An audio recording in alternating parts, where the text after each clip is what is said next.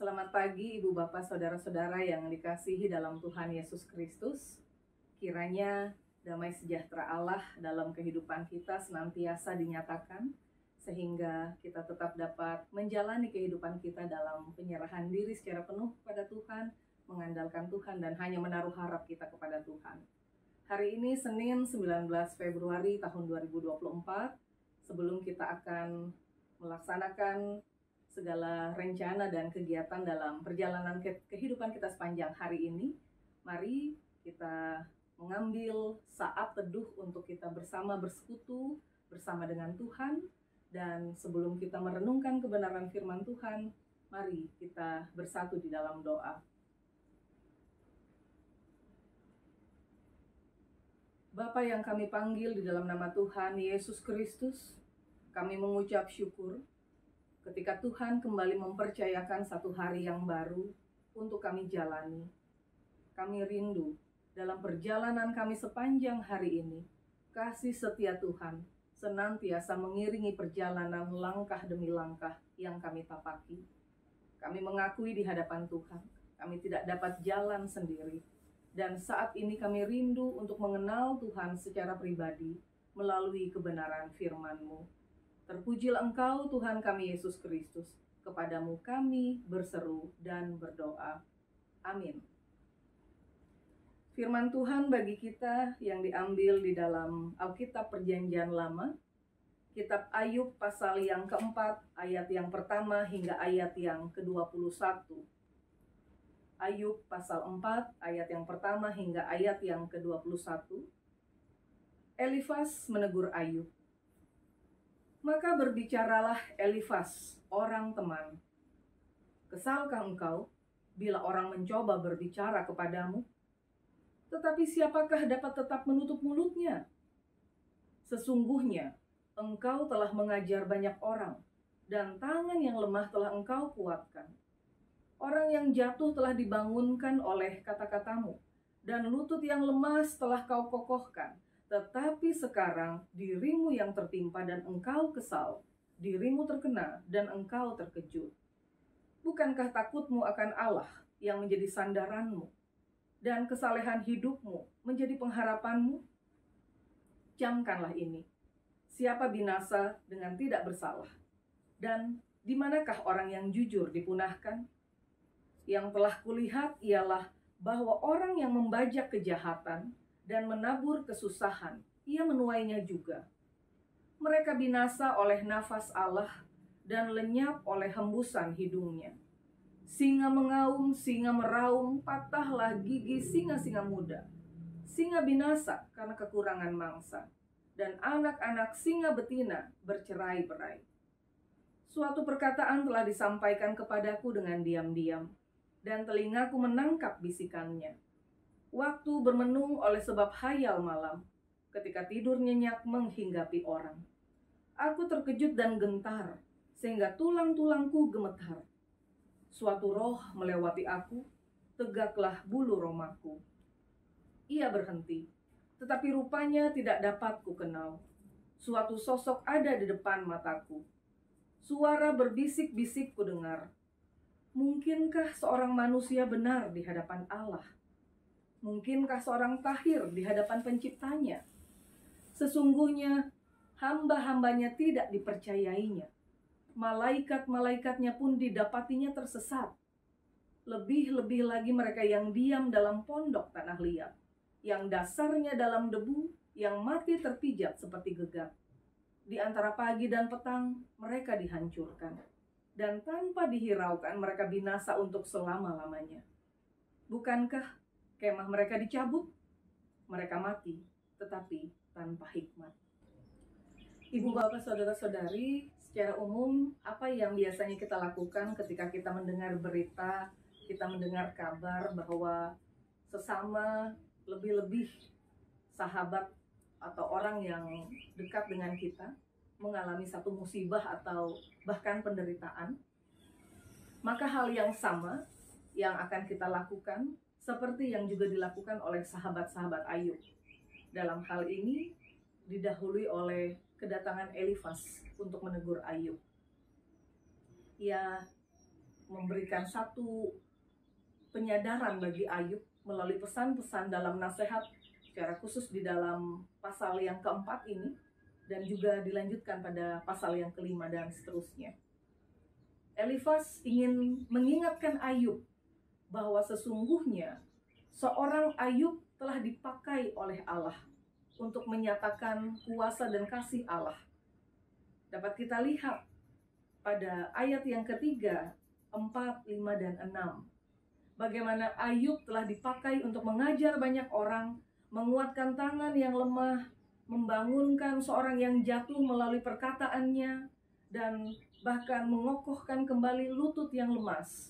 Tetapi ketika satu keadaan sulit dialami oleh Ayub, maka pada ayat yang ke-6, Elifaz ingin mengingatkan Ayub, bukankah takutmu akan Allah yang menjadi sandaranmu dan kesalehan hidupmu menjadi pengharapanmu? Ibu bapak, saudara-saudari, sampai pada ayat yang ke-6 ini, satu pesan yang kuat yang ingin disampaikan oleh Elifaz sebagai seorang sahabat. Ia ingin menghibur Ayub, menguatkannya. Mungkin secara sederhana bahasanya bisa dikatakan, ayo, jangan terpuruk seperti ini. Tuhan sudah memakaimu secara luar biasa. Kalimat yang sangat positif, nasihat-nasihat yang sangat memberkati, sampai pada ayat yang ke-6. Namun, ketika kita melihat lebih lanjut, ibu bapak saudara-saudari, pada ayat yang ke-7, ayat yang ke-8, ini merupakan kalimat yang berbanding terbalik dari pernyataan atau nasihat Elifaz sebelumnya. Elifaz mengatakan demikian, camkanlah ini siapa binasa dengan tidak bersalah, dan di manakah orang yang jujur dipunahkan? Yang telah kulihat ialah bahwa orang yang membajak kejahatan dan menabur kesusahan, ia menuainya juga. Dari apa yang mulai disampaikan oleh Elifaz, ada kalimat yang menunjukkan kecurigaan Elifaz terhadap Ayub. Elifaz mulai menaruh prasangka kepada Ayub. Jangan-jangan memang Ayub sedang menyembunyikan dosanya terhadap Allah. Sekalipun ia dikenal dengan kesalehannya, bahkan tidak ada orang yang lebih saleh selain Ayub pada masa itu. Elifaz mulai menampakkan kecurigaannya kepada Ayub. Ia begitu cepat memberikan penilaian atas apa yang dialami oleh Ayub. Dengan kata lain, kalimat yang pada awalnya adalah kalimat positif menjadi kalimat negatif, yaitu kalimat yang menghakimi. Ibu bapak, saudara-saudari yang dikasihi dalam Tuhan Yesus Kristus.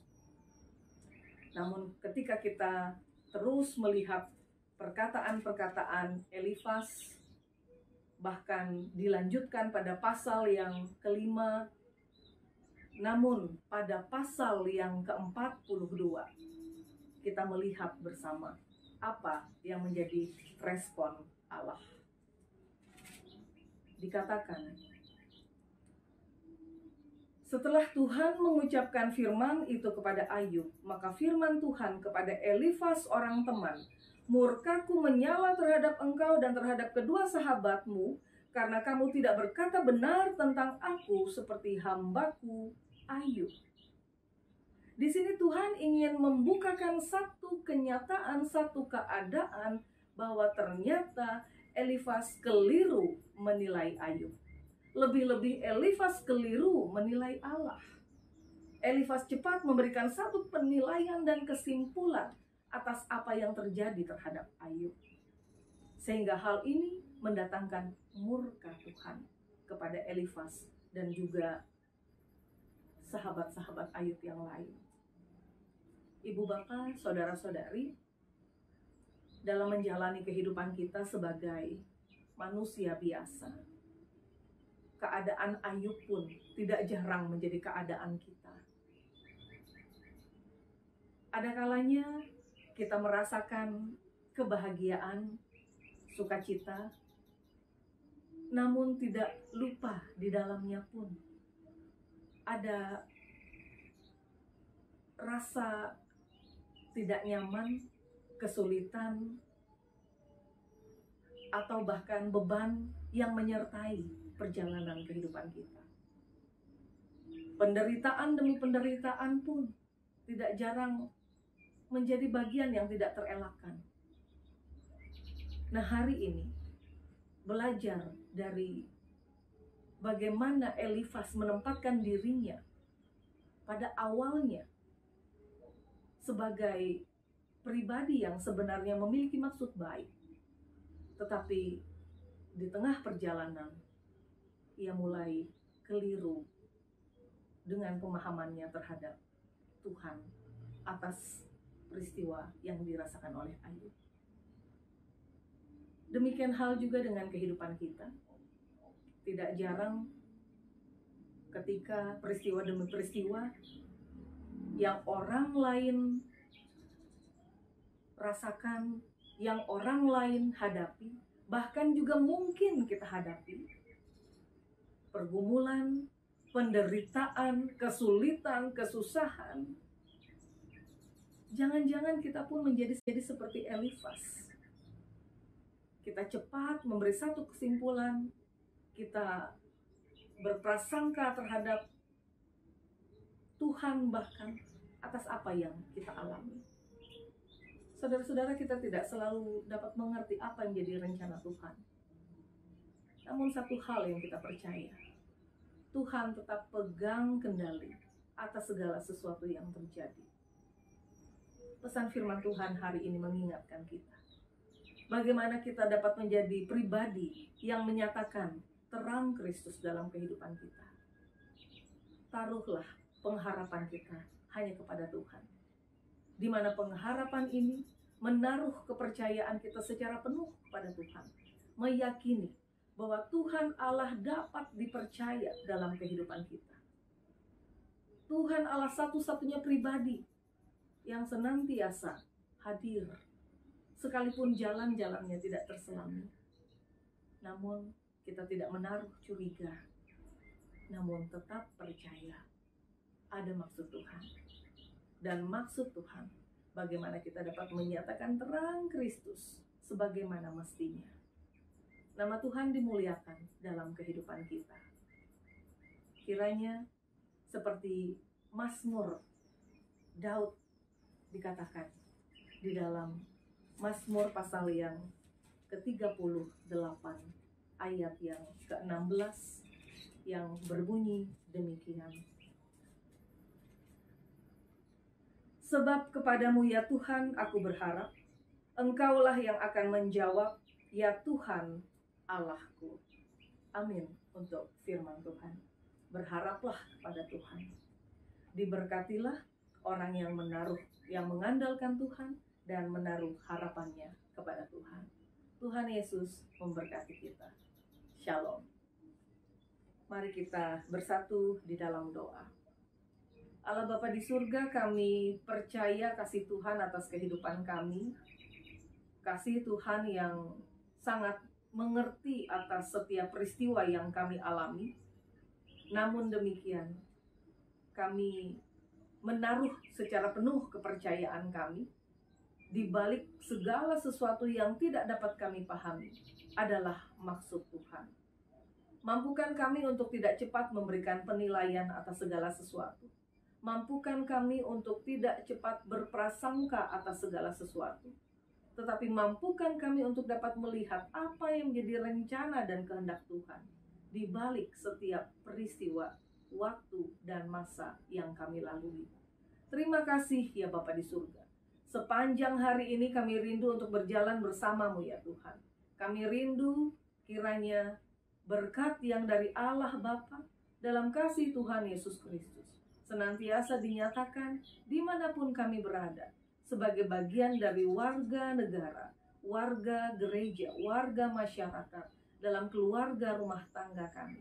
Apapun menjadi bagian pergumulan pengharapan kami percaya Tuhan Yesus Kristus senantiasa memberkati dan memperkenankan kami. Kami percaya dan meyakini kasih Allah yang tidak pernah berkesudahan akan menjadi kekuatan yang menopang kehidupan kami. Inilah kami dengan keberadaan kami ya Bapa. Kami serahkan kehidupan kami sepenuhnya dalam tangan Tuhan. Tuhan Yesus yang mengasihi kami dan mengajar kami berdoa demikian. Bapa kami yang di surga, dikuduskanlah namamu. Datanglah kerajaan-Mu, jadilah kehendak-Mu di bumi seperti di surga. Berikanlah kami pada hari ini makanan kami yang secukupnya, dan ampunilah kami akan kesalahan kami, seperti kami juga mengampuni orang yang bersalah kepada kami. Dan janganlah membawa kami ke dalam pencobaan, tapi lepaskanlah kami daripada yang jahat.